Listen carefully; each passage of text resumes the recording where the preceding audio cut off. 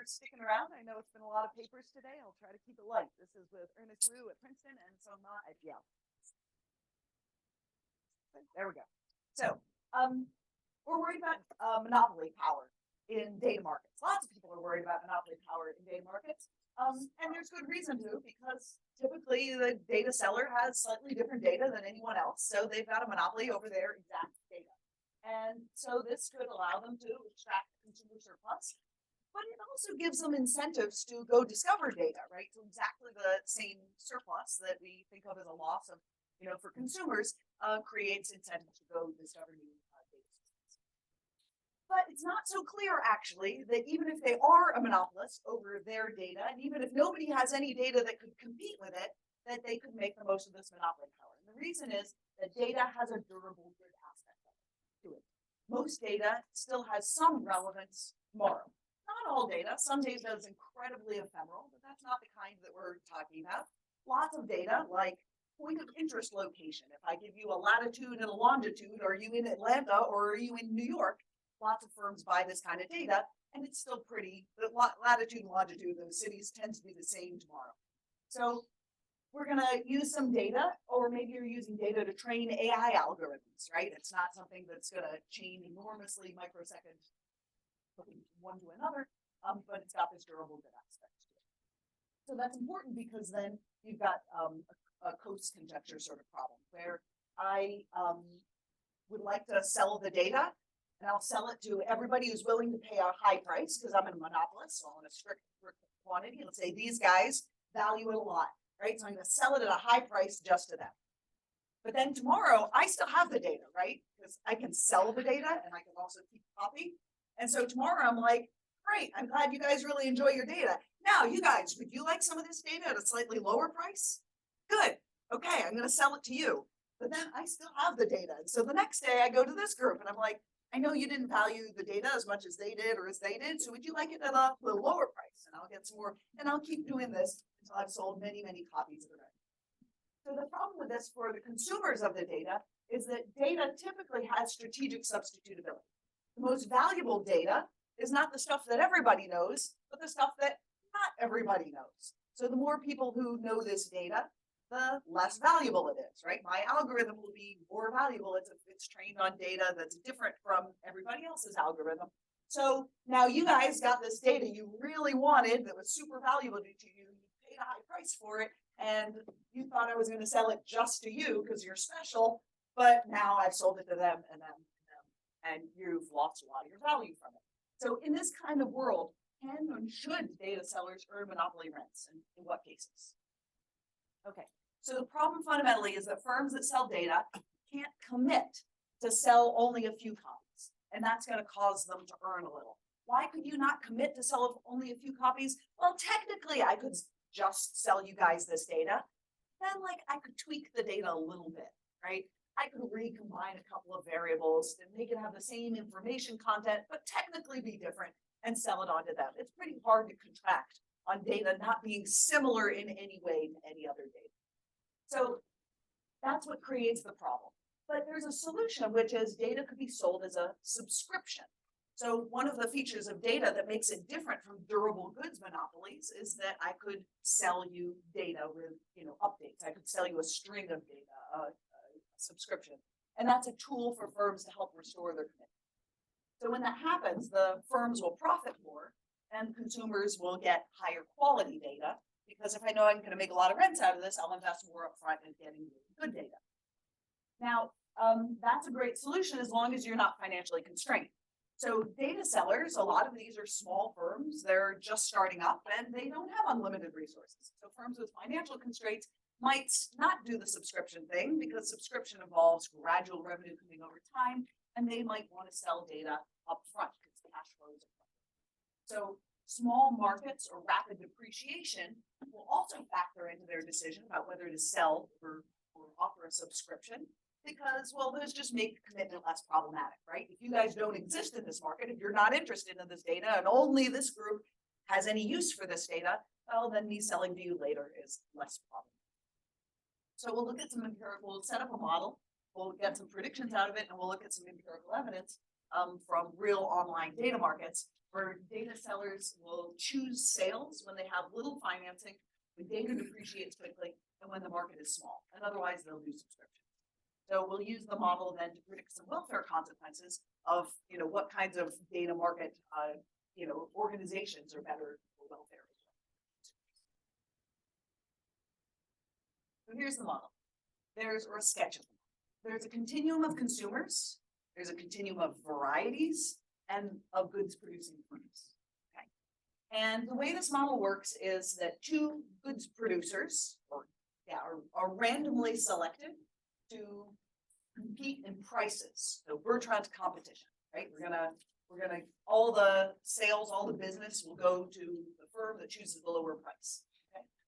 And they're gonna earn a profit only if they can charge a lower price. And under what circumstances can they charge a lower price than their competitor? If they've got data. Data is going to make them more efficient. It's going to make them able to charge a slightly lower price than their competitor and steal all the market. Okay, that's a really hooked up market structure, right? Looks a little weird. Real markets don't exactly look like this. Why are we doing this? This is really just a simple way to hardwire in the fact that this firm will value data more when other people don't have it, but other firms, other competing firms don't have it. So because of this, if everybody else has data, there's no point in me getting data, because even if I get data, I'm not going to outcompete you. I still won't make any profits, so who cares? But if most of you don't have data and you're competing firms, then there's a strong incentive for me to get data, because if nobody else has data and I do, there's probability 1 that I'll get to reap the profits. Okay? So this is just a structure that makes firms benefit more from data that other people don't have. So we're trying to build in a world with strategic substitutability, and this is maybe a little bit of a hokey way, but a way of doing it. So that single seller chooses data quality up front, and then chooses how many copies to sell of that data to these firms that produce goods. And the only thing you really need to know about these firms that produce goods is they value data more if other firms don't have it. And so then data seller will maximize their expected profits. They'll choose the sequence of how many data copies to sell at each date to maximize their profits with this company. So if selling means I sell you the data and you can do whatever you want, well, you can't resell it, but you can use it forever, okay? Then data sellers are competing with their future selves, right? Because knowing the seller will sell more copies of the data tomorrow, you guys aren't, you're not naive. You understand, you value the data a lot, but you also understand that I'm going to sell it to this group tomorrow because I can't commit not to, right? So you have less willingness to pay for that data today. And so that erodes my revenue because you know that I can't commit and then I'm going to turn around and sell more of this stuff. But if instead I sell you a subscription with costly updates, then I'm going to sell less. I'm not going to sell to all of these guys in future periods because a drop in the value of data, right? If I sell all of them copies of this data tomorrow, the value of that data goes down for you, but then you won't continue with the subscription, right? So there are going to be real impacts to my revenue in the period in which I decide to sell copies of data to more people, right? So it's not a timing consistency problem anymore. It's just a standard trade-off. If I sell to them, fewer of you will buy. And I don't want to do that because you're my high marginal value customers. So I'm not going to sell to them to keep you happy because otherwise you'll cancel your subscription. Okay? So that creates less scope to kind of steal value from previous buyers, right? If I'm selling it to them, I'm kind of stealing value out of that data. So with high data depreciation, this kind of subscription setting can achieve the full commitment revenue. So basically the monopolist can act like a pure monopolist and just get lots and lots of consumer service. Okay, so that's kind of the gist of the model. Those are the trade-offs. That's not all the mathematics behind it, but in 20 minutes, that's kind of as much as you need to know about this to go on. That's how things are playing out. And it gives us 4 hypotheses that we're then going to go test in real online data markets. And the first is the financially constrained data sellers sell instead of selling subscriptions. That's simple. They just want those front-loaded payments. So financial constraints create an effective higher discount rate for the firms, and the data sales just generate close for them. Second prediction we get out of the model is that rapidly depreciating data is sold. Because if I sell this data to you guys, but tomorrow it's really not worth much anyway, because it's depreciated a lot, you don't really care if I sell to this group over here tomorrow, because your data's lost most of its value in any case, right? So future sales are just not that relevant if the data depreciates quickly. And so that alleviates commitment problems. The third is sell data if the market's small, right? If you're the only market, it's just a few of you, and there is nobody else to sell it to because nobody else cares about this stuff, then the commitment problems are just less severe. And fourth, data sellers' revenue grows slowly relative to a standard firm. And the reason is that adding too many customers quickly undermines the value of the data. And most goods in the market don't have this kind of strategic substitutability. You know, if you're selling sweaters, it's fine if everybody buys a black sweater, but if you're selling data, you don't want everybody to have the same information that you do. Okay, so what do we get out of the end? So we're going to look at this online data market called DataRaid. DataRaid is, it's actually a German company, but most of the sellers that are posting data on that data market platform are mostly US companies. There are also a whole bunch of UK companies. And this is just a word cloud for all the descriptions of the data sets being sold. So obviously data is the most salient feature. Business, company information, database sources, addresses, global accurate content, location is a big one. Product, updated, unique, analysis, email, lots of emails being sold. That's kind of what's going on here. This is an example of a DataRaid seller. So this is if you go to that platform and you click on somebody you might want to buy data from, it's going to tell you this is a company of Factory, and it's got foot traffic, mobile location data. So they've got some latitude, some longitude, some accuracy, bit, a country, and then they've got data about people are in these locations, right? What kind of foot traffic they have. There's some assessment of data quality that the platform adds, and then it starts at $4,500 a month. Okay, one-off purchase not available. Right, so this one's just licensed. So categories of data sold, there's lots of B2B contact data, right? I want to sell some goods to another business. Who's the procurement officer that I should contact that might buy this stuff? So that's B2B marketing data, company data, firmographic data about different firms. Who's the decision maker? This point of interest. This is like this, what's the latitude and longitude, right? So if I've got some other data set that says my target of interest is at this latitude and longitude, where are they? Are they near the Statue of Liberty, or are they, at Georgia Tech right now? And those are going to be different people I might want to advertise to, and business website data. So a lot of this stuff, we're not talking about like microsecond level financial data, right? That's not what this platform is selling. This is stuff that has a bit more persistent value. Okay, so we test the first hypothesis. Financially constrained data sellers sell their data as opposed to license. So what we're going to do is we're going to look at the number of rounds of financing, because most of these are young firms, right? These aren't like big, old firms that have, that are public and have equity issuances. These are firms that got some startup funding. And so the number of rounds of funding they've gotten already is negatively related to the probability that they offer. So the firms that have gotten better funding, more funding already, are more likely to sell subscriptions. Okay? And so this is our dependent variable is, do you offer a purchase option? Do you offer a monthly licensing option? And do you offer a yearly licensing option? The reason we look at these three separately, as opposed to just trading them off, is that some firms offer multiple of these options.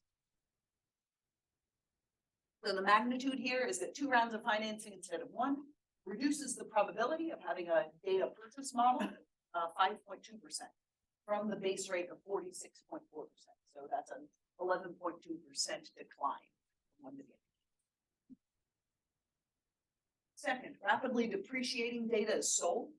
So we look at the depreciation rate. Depreciation is measured by looking at the kinds of industries that would, looking at the variation in the revenues of the industry. So if this is about an industry that has really volatile revenues, then we'll say that that data is rapidly depreciating. But if it's pretty stable, right, then we'll say that data doesn't depreciate rapidly. We have a method for mapping variation. So if there's a high rate of depreciation, you're much more likely to do the one-off purchasing. You're much less likely to do monthly or yearly licensing. So moving up one decile of depreciation makes data sale 2.7 percentage points more likely. Third hypothesis, sell data if it's small markets, because you don't really have a commitment problem. There are no other people to sell it to. So we look at, for the data, what industries is it relevant to? And what are the sizes of these industries? Like how many relevant players are there that might be purchasing this kind of thing?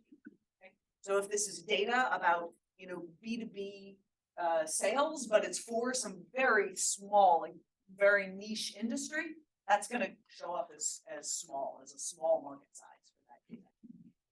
So a small market size makes it less likely that you do one-off purchasing and more likely that you do this monthly licensing.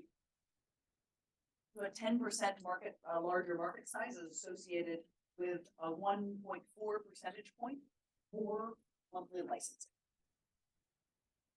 And lastly, these firms that sell data do seem to grow more slowly than other firms, right? Because growth for them is associated with taking away benefits of the existing data to the existing clients. You'd want to see them grow a little more slowly. And so in fact, the value of the venture is growing less slowly if they're a data provider, as opposed to other ventures with similar characteristics. And we also looked at just Google Trends, like, as a measure of, is there sort of less, is there visibility, or is the demand for this? Is the customer base for this growing as quickly? And that seems to grow less for data providers as well. So, there are other reasons why data providers might not grow as fast, but it is consistent with the model that if you didn't have this kind of strategic substitutability, you would expect a firm to grow more. So finally, we want to ask, how do monopoly power and the incentive to invest in quality data trade off in consumer surplus? Which type of data transaction is better? And this model is pretty simple. It really only has two structural parameters. There's the time preference, and there's the rate of substitutability between goods. So the rate of time preference is pretty easy. We don't have any aggregate risk in the model, so we just back it out from an average riskless rate, and then we explore various levels of strategic substitutability. One thing we're going to try to do is get some more data to help in that.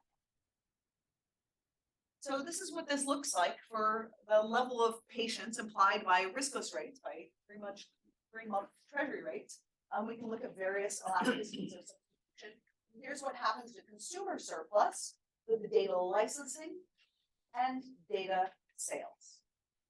So licensing here looks a lot better than data sales unless we go to an extreme level of elasticity. And what happens if you go to extreme level of elasticity is essentially one data set is just interchangeable with another, and none of these data sellers really make any profits, which you would think that's great for the consumers. But the problem is, remember, they have this choice of quality up front. And so if the data seller is not making any profit, the data seller doesn't invest anything in quality. So they just sell really junk data to the firms that buy it. And that's why their surplus is going down. So data sale is only better for really elastic goods, but exactly for those, those situations, you really don't get much in terms of data quality. So, a lot of the time, the subscription actually ends up looking better for consumers, even though they pay more, because they pay more, but they get better quality data. And so that's kind of what we So in conclusion, data monopolies don't necessarily imply strong market power. They can be monopolists and not have a lot of monopoly power. It's the inability of the firms to commit to restrict future data sales, which undermines their own profits. So they're kind of competing with themselves, even though they're a monopolist. their future self eats away at their profit. That's a typical cost conjecture sort of problem.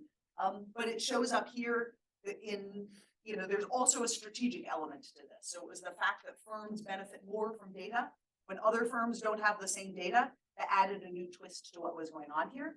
Real world managers show signs of this commitment problem, especially when firms face financial constraints in large markets with durable data. Monopoly profits create incentives, however, to invest in quality data.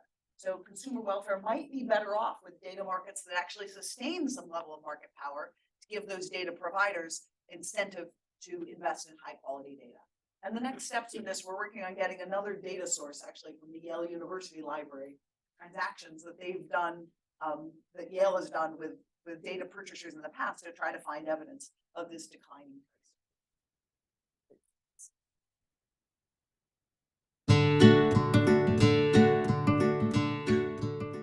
Thank you very much for having me to discuss this great paper. So this is 2 years ago, I discussed another great paper by Laura.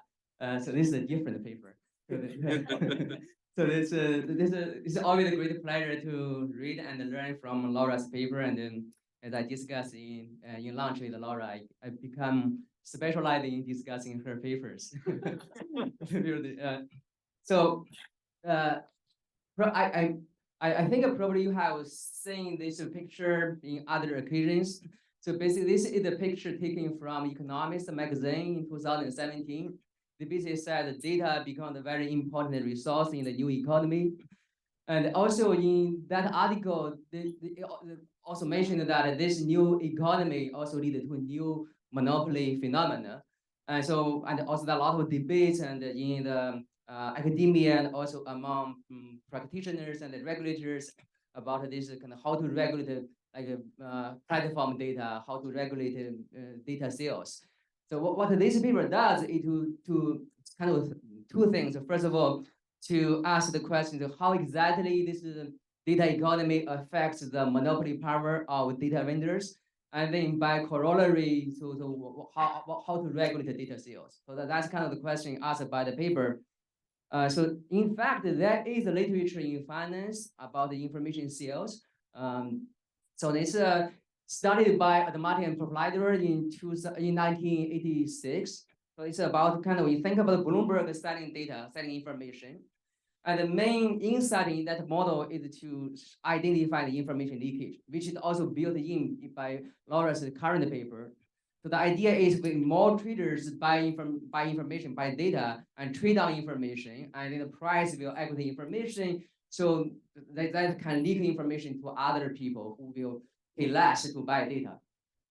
And to resolve this issue, the solution is to add personalized noise. So if you sell different people, just add personalized noise. Initially, people might have thought this personalized noise might be more like a theoretical construct. What do you mean by adding personalized noise? So I have a paper showing that can be implemented by selling subset of our data. So you have a full amount of data, you just sell a subset that is equivalent to selling personalized kind of data set. But I will come back to this point later when I made my first comment, the main comment. Another important paper by Adamati Proprietor is in 1990. So that's called indirect sale versus direct sales. Direct sale means you sell information directly to other people. Other people can control whatever way they use the information. They trade on information directly. That can have the information leakage. And the indirect sale means as a data seller, you decide how to use the data. So in practice, that's a funds, create a funds and sell shares to people. So that's kind of that's the two big papers by Adamati Proprietor. I think there are a lot of follow-up papers using the framework studying mutual fund, hedge fund, and information acquisition, information sales. So that's kind of literature in finance. I think the question is probably what we want to see. Initially, we see the information sealed in the current economy, the digital economy, we want to see. So whether we can use those models to understand the information sales in the digital economy. So unfortunately, no, because the question asked by Laura is to think about how digital economy affects the monopoly power of data vendors. In those models, typically almost all models are just static. And they assume all those data sellers are monopoly. So they have the full monopoly power. And the paper asked the question how data affects the monopoly power. So by construction, those models cannot be used. So as a result, they move on to think about a dynamic model. And this is what the paper does. They look at a dynamic model with still one single seller. So the key insight is if you are as a seller, you're going to compete with your future self. So that's the so-called Coase conjecture. But paper has more than that, because of so I'm not going to expand that more than that. And also the paper show that having data subscription can sort of resolve that commitment problem. So that's kind of the insight of the paper theoretical model. And then the paper compares. So when data sales is better than data subscription, and make a prediction based on kind of basically the seller's patient's parameter, and in find some proxies for that, empirically taking data to the prediction and show supporting evidence. And then lastly, the paper also do some welfare analysis, do some calibration, and show subscription generally better because in equilibrium they will produce better quality data. So this is what the paper does. And Laura does not show you many equations, and so probably I will show you, but you with more equations, and that's kind of complementary. So the model is dynamic and it's discrete, and data 0, data 1, 2, and there are two players, basically two group of players. That a group of producers, those people are data buyers, and they randomly match with each other. And the data here is modeled as a reduction in production cost. If you don't have the data, your production cost is 1. If you have data, that is reduced by some coefficient 1 over z. And they randomly match with each other. And here, when they match, the guy with the data will matching with a guy without the data, that will generate a profit. So that between competition. And in equilibrium, it show that the profit is given by this equation.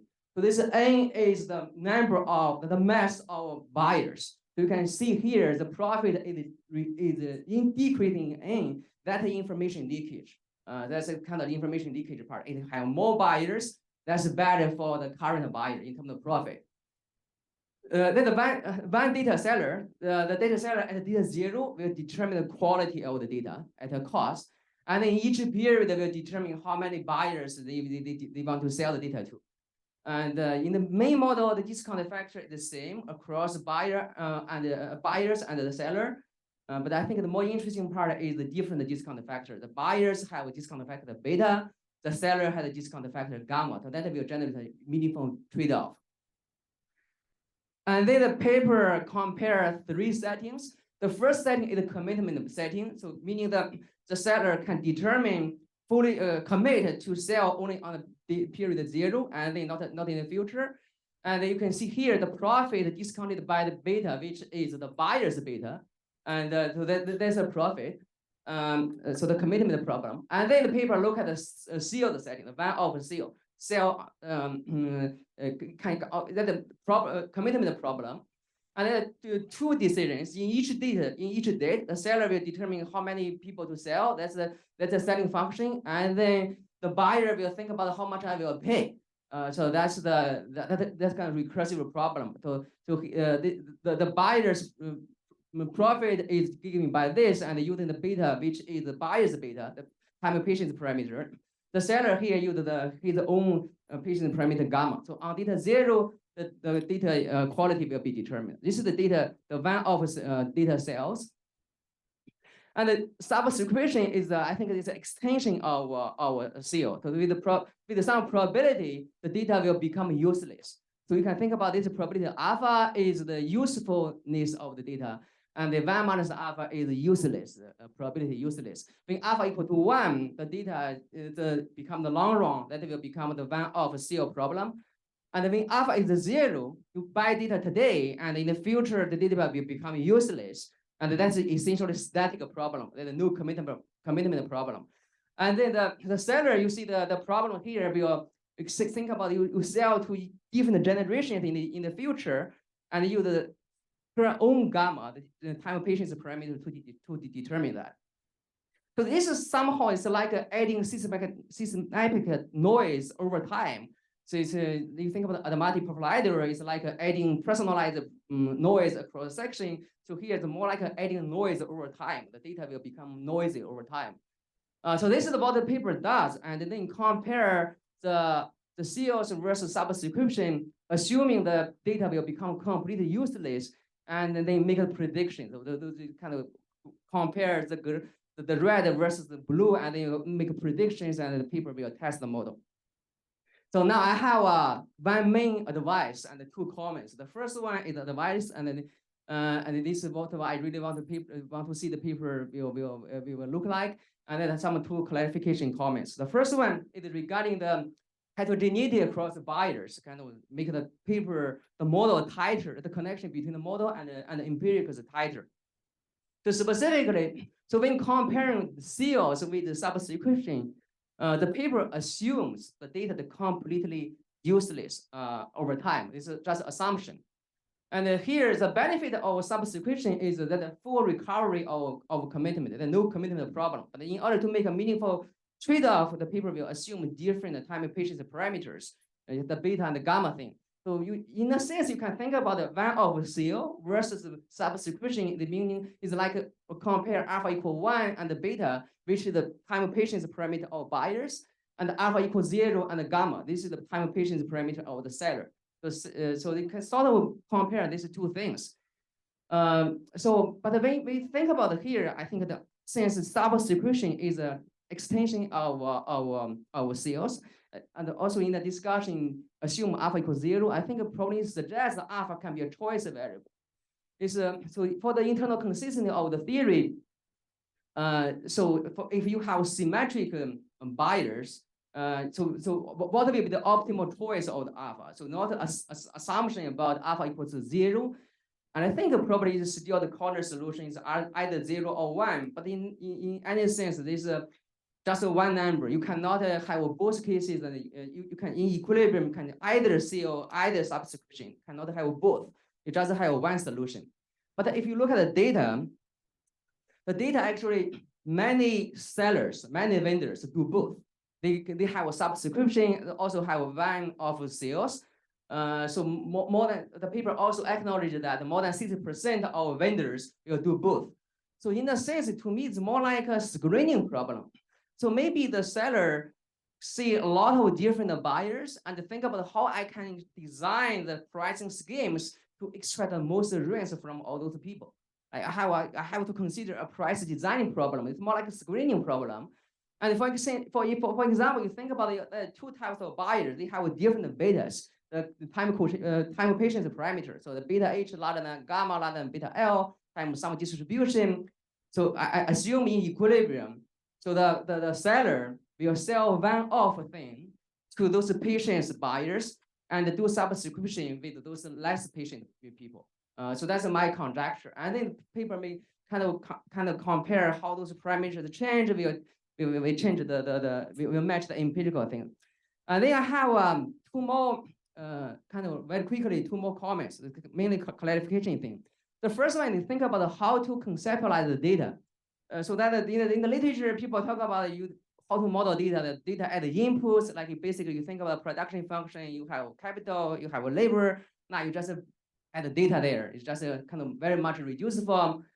And then in the data field literature in finance, and also even Laura's own paper, they can think about the data at the prediction, at the forecast. So you use the data to forecast some random variable, and the point of having data is to reduce the uncertainty. And also, myself also have a paper to think about the data at innovation, so the data can increase the probability of R&D and the economic growth. So here, this paper, the data is more like the first one. It's like the data reduce marginal cost. It's sort of related to the first one. But I think that here it's very difficult to make a conceptual difference between data and R&D. So in a sense, I see the paper also have appendix using a prediction perspective, but that I find very much involved to me, that discussion. So finally, it's a kind of conceptual comment about the commitment. So the benchmark is the firm, the seller will commit selling on data 0, not in the future. So this is the commitment. So it's very clear. So once arriving at a later date, the seller will have an incentive to sell more. So the deviation, the commitment is very, very clear. But to me, it's not very clear why this will be the optimal thing. If you think about the seller committed to any path of selling, so as long as this the N1 smaller than N2 smaller than N3, those N's are the mass of our buyers. You can think about how much money you can make from different generations. This is from the first generation, from the second generation, third generation. It's unclear to equilibrium. So those new buyers, you want to choose zero because of the interaction between those gamma and beta coefficients. I think if you can commit any path of selling, so you still need something to show that there's no benefit of selling late. So probably there's some logic kind of break here. So I think I'm over the time. So I have some other comments. Overall, I think this is a great paper. So that I have only one major comment about buyer heterogeneity and to match the data, match the empirical thing better.